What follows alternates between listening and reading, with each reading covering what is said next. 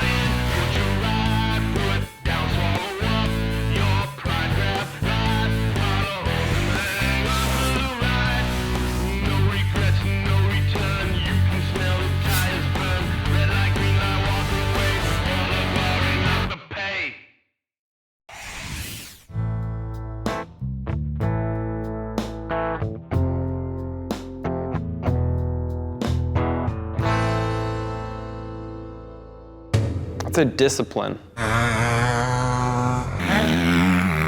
It's a challenge. Focus. Adrenaline. My name's Tim Lavoie. I race professional motocross and been doing it for 10 years now, and it's pretty exciting. So I suppose you're all wondering why I've assembled you here today. I have a dream. To be the second coming of Roger DeCoster. Nice. For those of you who don't know who Roger DeCoster was, he was the greatest motocross racer on earth, and as a child I idolized him. The only problem is, I've been told that motocross racing is the most physically demanding sport on earth. I'm not gonna lie, I'm not getting any slimmer. My cardio needs a little bit of work. I have been training a bit, but my challenge to you guys is, I want you to find me a motocross bike, and I want to learn how to motocross race. Excellent. I'm thinking reinforced frame. Maybe weld a couple together there. Big shocks. Sumo class. I'll tell you what, enough with the fat jokes. Here's my goal. I want to actually give you guys a very small budget. We don't have a huge amount of money to work with, but enough that you can put together a decent looking motocross bike. And then I know a couple of guys who are local racers, professionals, and they've promised to give me a little bit of a tutorial on how to get around the track. And then I want to race against somebody and see how I fare. So let's make it happen, and hey, I'm next Canadian motocross champion. What do you guys think? Excellent. Let's do it. You go out there, and I don't really think there's any way of explaining it in words rather than just going out there and doing it. Maybe go on a rock that's 50 feet high and jump off into a water, that split second, that big rush that just hits you. It's like that all the time when you're flying off jumps and all the obstacles, and you're flying by all the people on the side of the track cheering you on. It's just, I don't think there's any way of explaining it.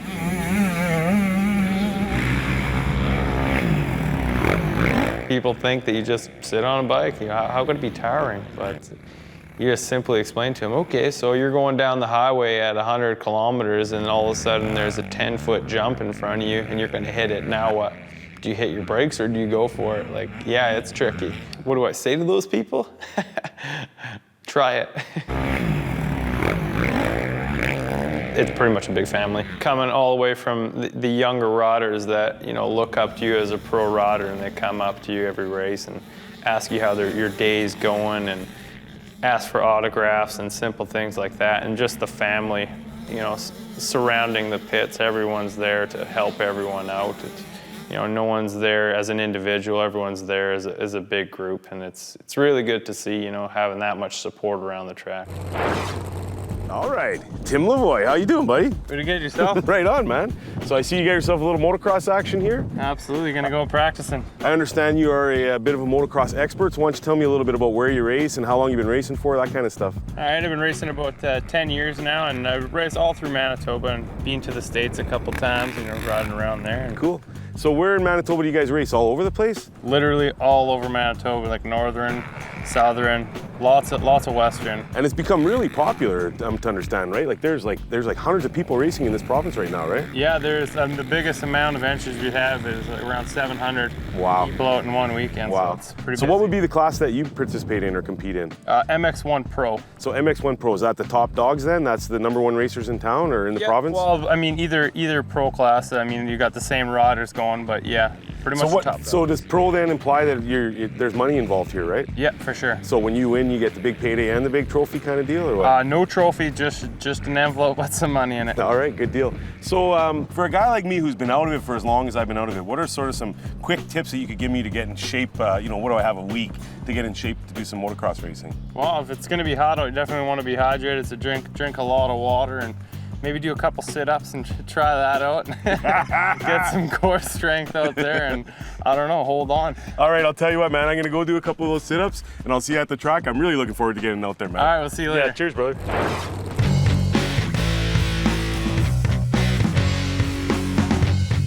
Starting in Europe in the 1920s, the genesis of what would one day be known as motocross was little more than a collection of individuals riding their motorcycles across the countryside in scrambles. Dominated heavily by its European roots, motocross would be controlled by riders and motorcycle factories out of Sweden, Czechoslovakia, and Britain throughout the post-war years. By the 1960s, things were about to change forever. The sport was introduced to the United States via Swedish superstar Torsten Hallman. However, there was a force brewing out of the Far East that would completely revolutionize the sport and shift the manufacturing power from Europe to Japan. In 1970, Suzuki Motor Corporation of Japan would be the first non-European company to win the World Motocross Championship. Throughout the 1970s, Japanese-sponsored American riders with names like Hanna, Weinert, and Jones would blow the sport wide open. By the 80s and 90s, the sport truly exploded, with tens of thousands of spectators packing into stadiums and arenas. Motocross had come of age. Technology and equipment improvements pushed the limits of what could be achieved to the very edge. Bikes were more powerful, with better suspension, and riders willing to push the boundaries. By the mid-90s, a new breed of rider and grassroots competition would be born out of the world of motocross. Freestyle and big air would take full advantage of what the new bikes were capable of. These competitions would help give birth to the X Games.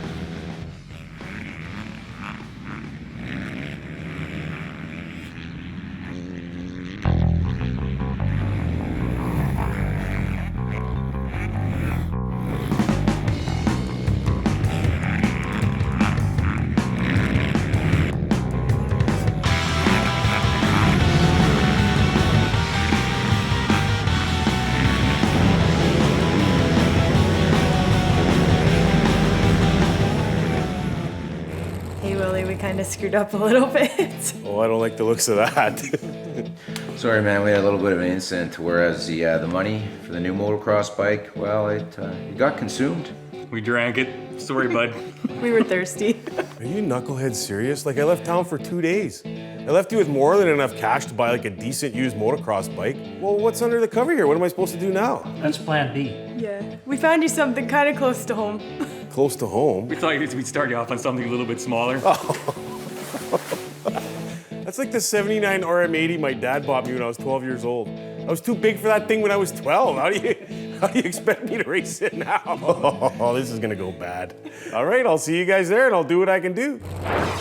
Your body's got to control that bike. If you're wrestling with your bike, there's a good chance you're not going to be up at the front. It's kind of like you control the bike doesn't control you. At that point where the bike is controlling you, that's when you're going to get injured. You know, I've been riding for 10 years now and pretty much had an injury every single year. First year, I broke my collarbone. Second year, I broke my leg in 2 places. Third year, I got a concussion. Fourth year was bad when I put a hole in my liver. Fifth year, I tore my ACL. Had some problems with my wrists. Broke my collarbone very badly. Had to get surgery twice in 1 year. And then this year, crossed my fingers, but we're injury-free as is, so hopefully it stays that way.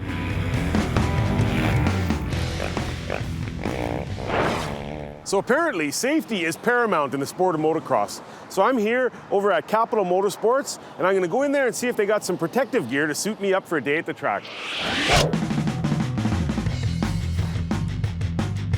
So tell me just sort of about the basics of motocross gear. Like, I mean, what's sort of the fundamental stuff that you absolutely positively have to wear before you get on the track? Absolutely. Helmet, good boots, and neck protection.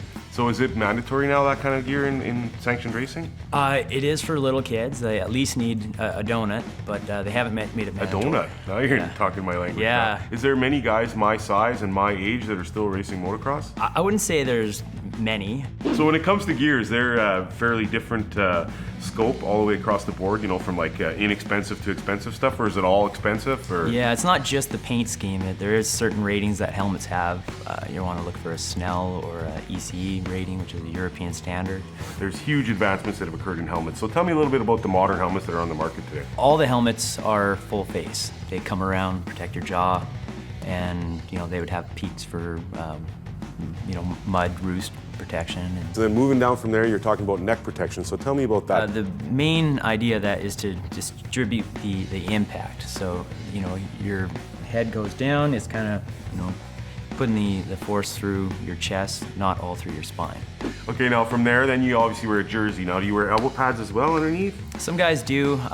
You know, bigger guys like yourself, you'll get arm pump, and you're gonna feel it. So if you have your elbow pads on, then Yeah, it it's restricts sorta- the flow of blood. Yeah. And it's, Okay, so then a jersey over top of that, right? Yeah. Okay, so then moving down from there, you got pants on, right? Yeah, well, actually, you got kidney belts. Oh, kidney belt, of course. Yeah, just kind of supports your lower back and actually has a little bit of protection too on your lower back. So then from there, from the kidney belt, then down to the pants, right? Pants. There's all kinds of different ones, like in terms of thickness, and are they all pretty similar? Yeah, they have leather on the insides and stuff to, you know, when you're holding the bike, because a lot of the, you know, you're holding the bike a lot with your knees, not just your hands. Sure, okay. So boots have changed a lot. I mean, in my day, you basically wore some work boots you bought at Woco or something like that, right? Now there's a big advancement in motocross boots. For sure, you know, guys are doing huge jumps now, 100 footers, 200 feet. Yeah. So you want ankle support. So do you have boots in like a 13 Triple E? I think we do actually. Well, yeah, why don't we go should take be. a look around and see if we can't gear me up and hit the track? Right on. All right, thanks, Dave.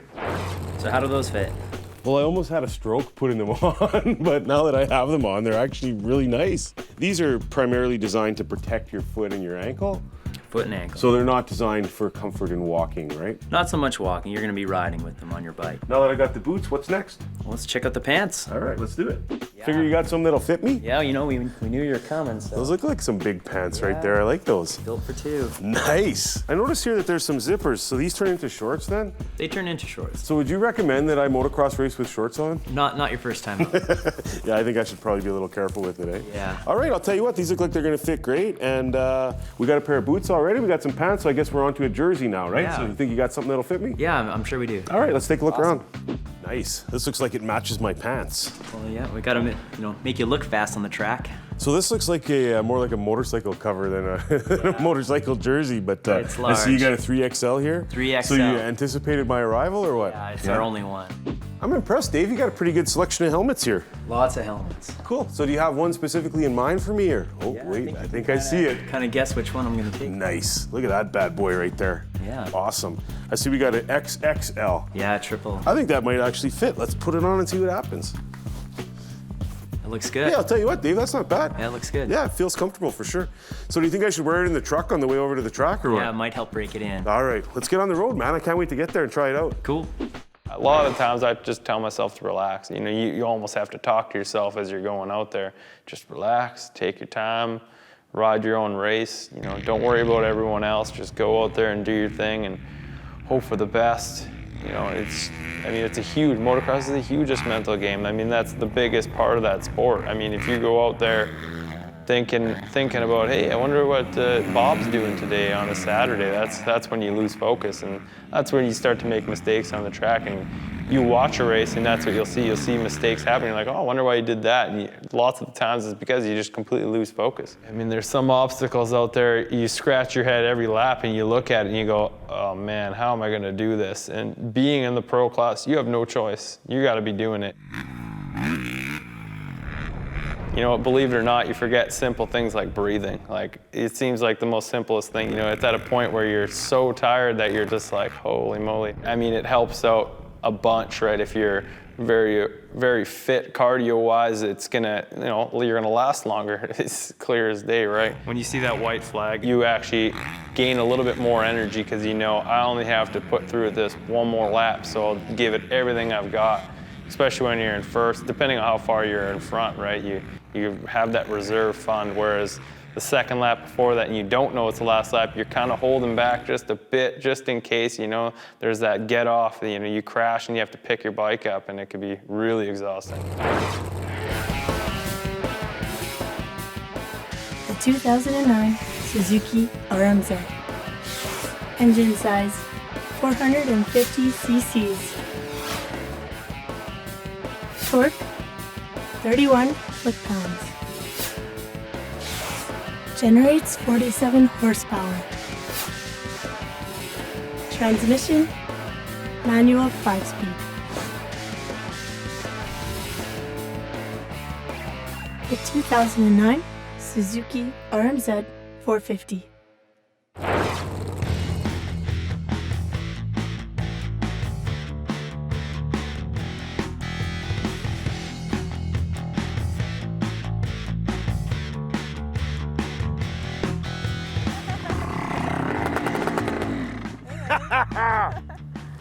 I see we're both riding Suzukis today. There's no way you're racing me on that thing. What are you talking about? This is the bike that started it all for me, the 1979 Suzuki Rm80. Yeah, but we're not in the 1970s anymore.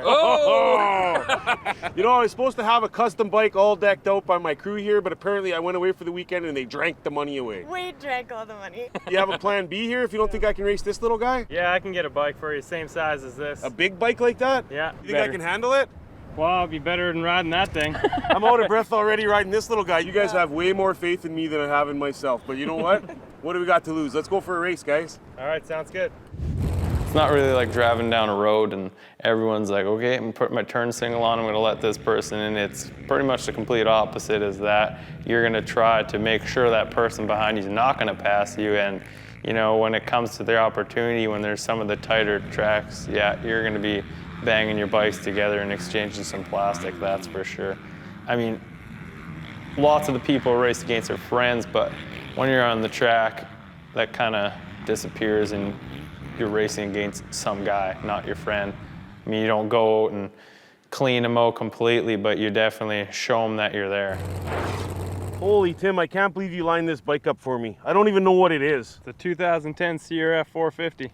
What a beast. Do you think I'll be able to ride it? Absolutely, but I want to be able to see you go out there and do a couple laps before I race you. So you want to scope out the competition, see me do a couple of hot laps? If that's what you want to call it.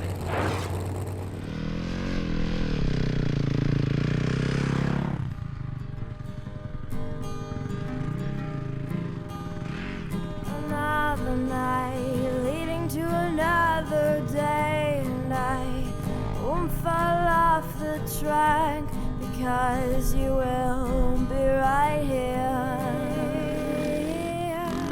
And waking up on the wrong side of the bed, who'd regret finding rubber stuck between your teeth, and we'll sing, ooh,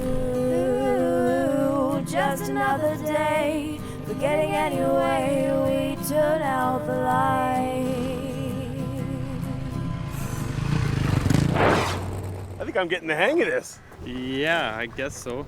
What'd you think of that? It was all right. Well, I'll tell you what, I'm gonna go get on my bike as soon as my arms unpump a little bit. And I think we should have a little race. What do you think? I think it's a deal. You like what you see so far? No comment. On a typical day, you almost want to block out everyone and you focus on one thing only, and that's that first corner. And you know, when the 30-second board goes up, you're focusing on the pin on the gate and ready for that to rock, you know, and all of a sudden all the bikes around you start screaming up, and at that point in your head everything's silent. There's nothing going on, and you, like I said, the only focus is on that first corner. And once you start going, as soon as you get off the line, you have a good understanding of if you're going to be, you know, then you start to game plan. Like, am I going to shoot for the inside of the corner? Am I going to, you know, try to cut outside because there's a whole bunch of people going to push me out? Like, it's a very big mental game for sure.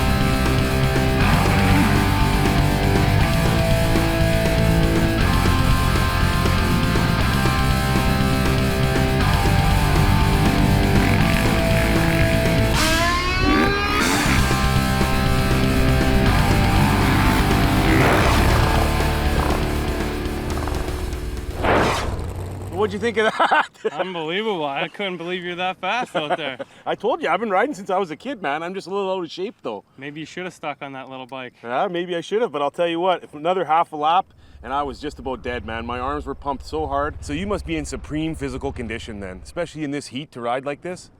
Yeah, you pretty much train your body to, you know, block out the heat and you just stay hydrated, and probably the best thing for it, for sure. Well, you know what? I'll tell you what, I can't thank you enough for the opportunity to get out here and hang around with you guys today and just be around the track. Funnest day ever, man. Totally awesome. Thanks a lot. Yeah, it was great. Right on.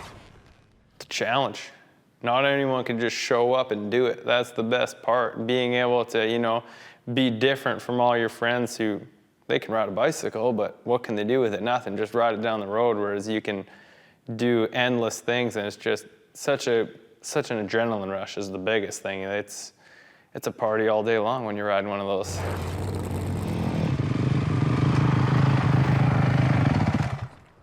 Holy Lawrence Ham, I can't believe how much you look like me out there. That was awesome, you guys. Thanks a lot. So who do you think Willie, I'm saying you screwed it again. Cut!